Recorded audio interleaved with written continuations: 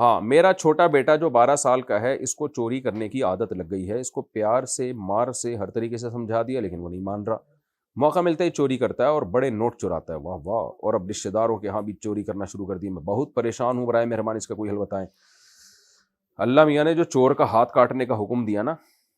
ایسے ہی نہیں دے دیا، آپ نہیں کاٹ دیے گا کہیں ہاتھ، یہ حکومت کا کام ہے،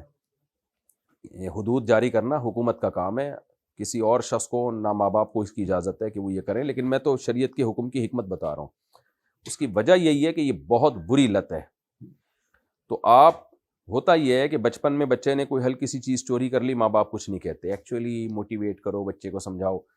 بھائی صاحب یہ بہت خطرناک عادت ہے، جڑ پکڑ جاتی ہے یہ۔ تو بچپن میں بچے کو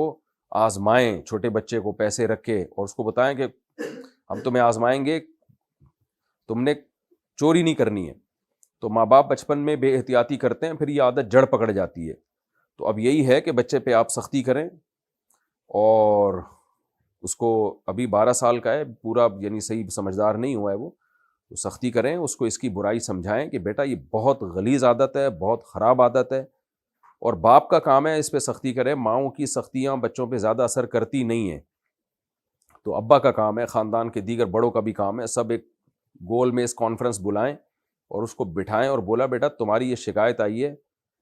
محبت سے بھی سمجھائیں، تبلیغ میں بھی وقت لگائیں اس کا، لیکن 12 سال کے بچے کو کسی بڑے آدمی کے یعنی اب بڑے بھائی وغیرہ کے ساتھ ہی تبلیغ میں یا کہیں بھی بھیجیں،